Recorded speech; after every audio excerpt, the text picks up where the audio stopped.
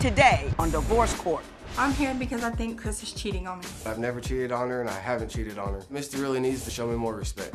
He's a lousy provider. I support everything. She is the only one currently working. Chris has got to step up and be a man, get a job, and act like he wants his family. I can see myself spending the rest of my life with Misty. I want the judge to tell Chris that if he doesn't step up, I'm gone. I'm out of here. Divorce Court is now in session.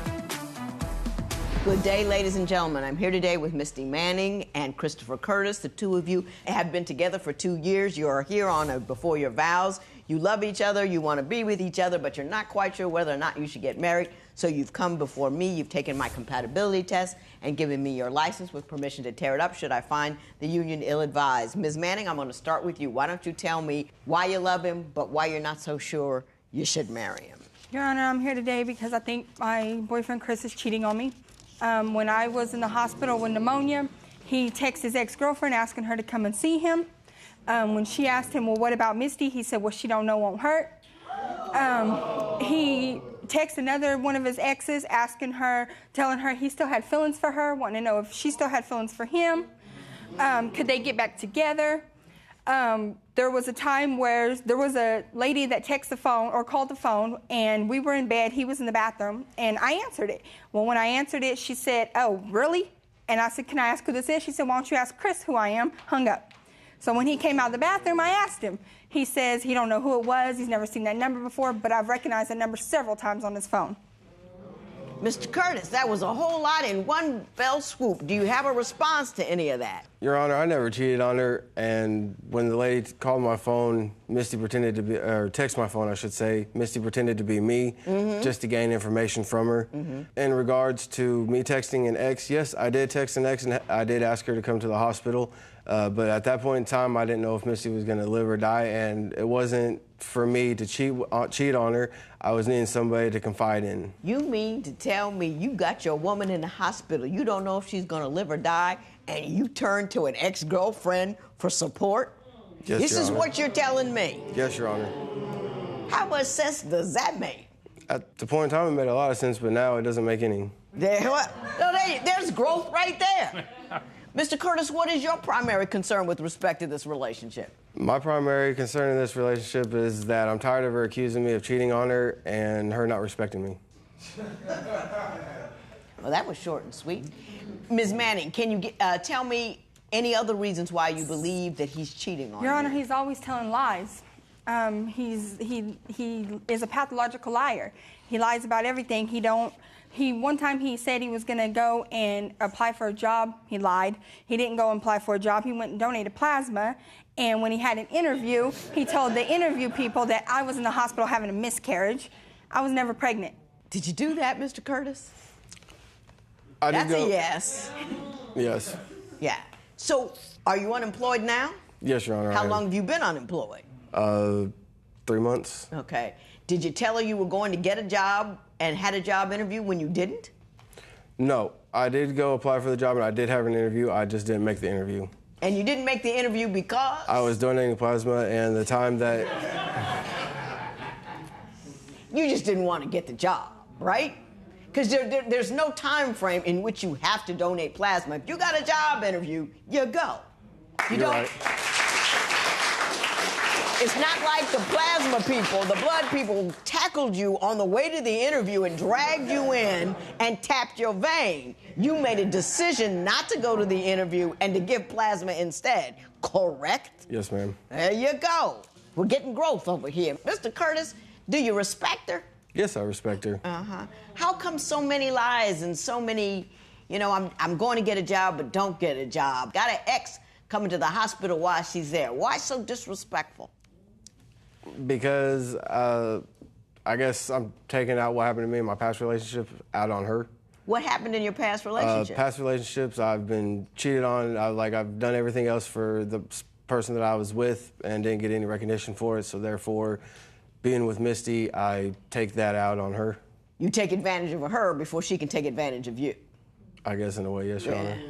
I got that. Your Honor, one time he had stated that he went and applied for food stamps to try to financially help because he don't want to work. And I'm the one that brings in all the money. I pay all the bills. So I told him at least apply for food stamps. He lied and said, well, I don't know how to apply. And so I tried to help him. Well, he lied about applying for food stamps. He lied about going and getting a job because I applied for the jobs online for him. And I couldn't even get him to call and schedule an interview or check on the job after I applied for him. Is all that true? Yes. Your Honor, he's okay with being a carny, a carnival worker, and I'm not okay with being a carny's wife. I'm not going to. That's the only job that this man wants to do. If there's a carnival in town, you'll work it? Is that what how it works? No, basically what it is I've worked for carnivals for 10 years. It's not something that I can just up and quit one day, you know, and not ever go back to it. She wants me to make money, but she wants me to do it her way. So therefore, I've never worked a 9-to-5 job in my life, never.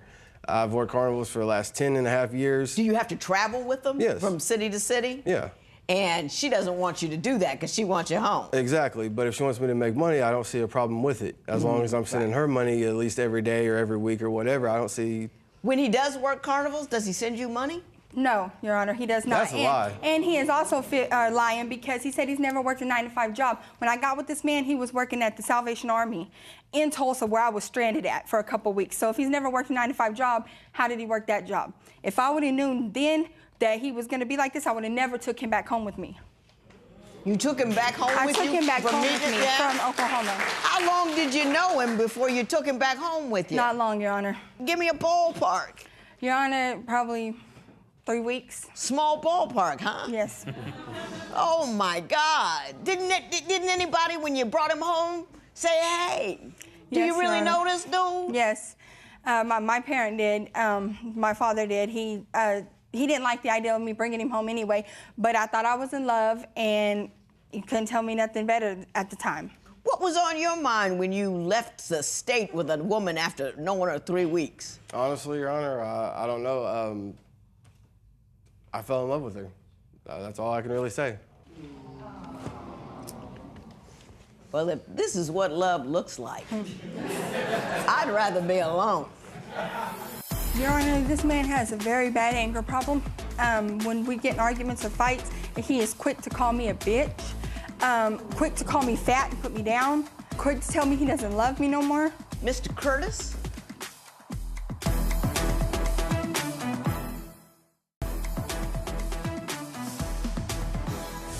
So, Ms. Manning, you say he's verbally abusive. Why don't you tell me about that? Your Honor, this man has a very bad anger problem. When we get in arguments or fights, he is quick to call me a bitch, quick to call me fat and put me down, quick to tell me he doesn't love me no more. Has he been like that throughout the relationship, or has this developed over time? Just started. Just started how long ago? Probably 6 months. Do you know why? Do you know what's changed? Your Honor, I don't. I know that, like, when I put him out, I'll tell him to go. He's got to get out of my apartment. He'll get so mad, he'll punch holes in my walls. There was a couple nights about a week ago where he knocked my coffee table over. It's 2 o'clock in the morning. The police officers got called. They 86'd him out of there. He ended up leaving. I took him back.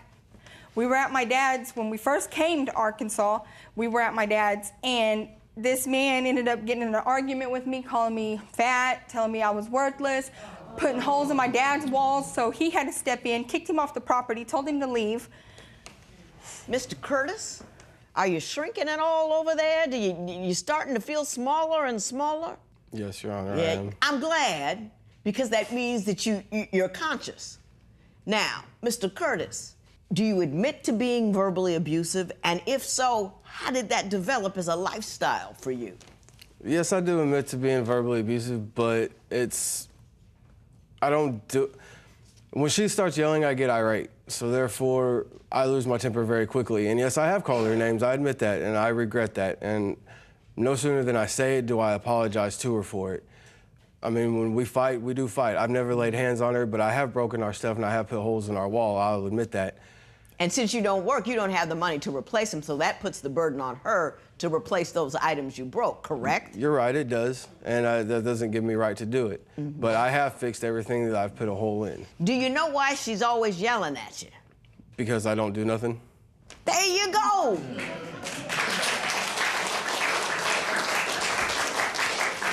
Does it ever occur to you that the appropriate response to her being mad at you about that kind of stuff is to, like, man up as opposed to holler at her? Yes, it is. However, you rejected that notion because... Honestly, I really don't have an answer for that, Your Honor. This is a before your vows. I have to remind myself of that. Do you want to marry her? Yes, Your Honor, I do. I love her to death. How is it that you love her so much but can do nothing for her but hurt her? Honestly, Your Honor, I don't know. I don't try to hurt her, and that's never been my intention at all. But you manage it quite a bit. And I want you to try to connect the dots for me. You really, really love her, but this is how you treat her. How does that happen? Ms. Manning, at some point I got to turn to you. This is a before your vows. You've told me he's verbally abusive, that he doesn't work, that he tears up your stuff, that you think he's cheating, brings over the ex when you're at the hospital, all of these things, yet you want to marry him. So I want you to take a hot second there and put your best words together so you can explain to me why it is you want to connect yourself in perpetuity to pain. He is a net negative in your life. He's emotionally harmful. He's tearing down who you are. He's tearing up your house. He's not contributing economically. He lies to you and he cheats on you. What would cause you to throw him out and keep going? So, Ms. Manning, I went through all of his behaviors as you've recited them to me and asked you, why are you here on the before your vows? Because it seems to me that you want to attach yourself to pain. Tell me what I'm missing or where I'm wrong. Your Honor, I love this man, and I want him to get it together and be a man and respect me. But if he doesn't, I'm not going to stay with him. You have so far. You keep telling me you've thrown him out, you bring him back. What would cause you to throw him out and keep going? You know, Your Honor, I think it's just I can't let go of him for some reason. I love this man, and I see the change in him, but he's just not willing to do it. Mr. Curtis? Yes, Your Honor. Are you willing to change in order to become a man worthy of having her as his wife? Yes, Your Honor, I am willing to change. What are you gonna do? First off, I need to get a job. That's the biggest one. I need to help more around the house. And you don't do that either? I do clean the house, but I don't clean it like she wants me to clean it, you know. But I do cook her dinner. I make sure she has dinner ready when she gets off of work. Every day? Not every day, at least 3 to 4 times out of the week. No, you're lying. Does she go to work every day? Yes, ma'am. But you don't feed her every day? It's not that I don't feed her every day. I don't slave over a hot stove every day, no. But at least 3 or 4 times out of the week, I do. And if the tables were turning, you were working all day, you'd expect your woman to have a meal for you every day. Not 3 or 4 days, but every day. Honestly, no, Your Honor. I wouldn't expect her to cook every day for me. Oh, that doesn't even make sense. That doesn't even make sense. Ms. Manning, I'm going to give you an opportunity to give me a 30-second professional, because right now, you know, all I'm wanting to do is buy you a bus ticket and send you somewhere.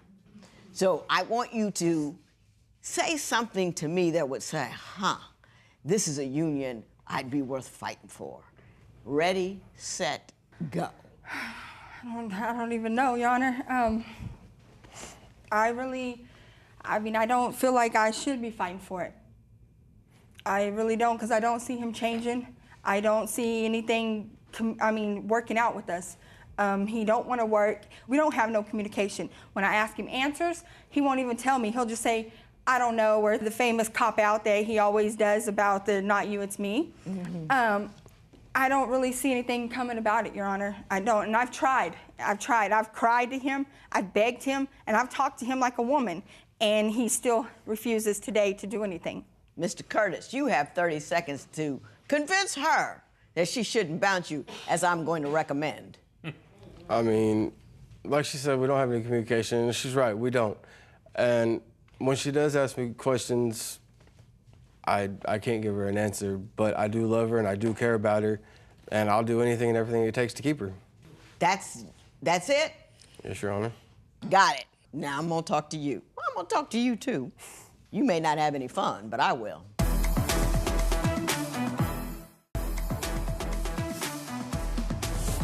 I fully anticipate that you're gonna leave here and be with him. He's done nothing for you. He is a net negative in your life. He's emotionally harmful. He's physically harmful, just tearing up your stuff. He doesn't put hands on you, but he's tearing down who you are. He's tearing up your house. He's not contributing economically. He lies to you and he cheats on you. I don't know what's going to make you go. And he does it because he can. That's it. And he does it because he can. The side of you, whatever love he professes to have for you, does not stop him. It doesn't say, hold up. It doesn't make him, dag, she's working that hard. Let me at least make her a meal. It doesn't do anything. He does as much as he can, when he can, how he can, whatever he can, because he knows you'll take it. I hope you know you're better than that. I hope you believe that you can step on and step forward, either with or without him. Whether you have a man, don't matter. It's better than being beat over the head with what you're not and how not good you are, and he's cheating on you. He could bring home some disease. I mean, you don't know what he's doing. He lies to you. You know, if somebody verbally abuses you long enough, you become that little piece of nothing that they tell you that you are. Bit by bit, day by day, they make you smaller and smaller and less, and one day you'll look up and can't get out because you're so small, because he's convinced you of that. I don't know what's wrong with you, Mr. Curtis, but let me tell you what. You are going to get in life the whole lot of nothing that you give her. You got nothing to recommend you. You have no kindness, you have no love, you have no conscience, and you just, yeah, I did it, yeah, I did it. You don't even believe that you're not a bad guy. You're just a nothing guy that gives her nothing, expects everything, and don't want to do anything about it. I hope I'm wrong about you. I hope you're not this black hole of negativity that I see. But that's what you are. And I don't know how you can look in the mirror every day, say you love a woman, and live off a woman, and tear a woman down, and still feel like a man in the morning. Can't see it. Don't know how it happens. Don't know how you live with yourself. I couldn't treat somebody who I didn't love with that amount of disregard. Have somebody I didn't love, but he's taking care of me and paying my bills, and I'm gonna talk nasty about him. Please. What does that say about you? Ms. Manning, step on, step forward, move past this. This is an ugly you do not have to bear. And I don't want you to believe that you're better off just because you have a dude. See this little marriage license? See, if I had a lighter, we would take it out in flames and we dance around it in a bonfire about freedom for you, but you have the right to feel good about yourself. Don't hook up with a guy that doesn't make you feel good. You with me? Yes, Your Honor. Step on, step forward. This matter is adjourned.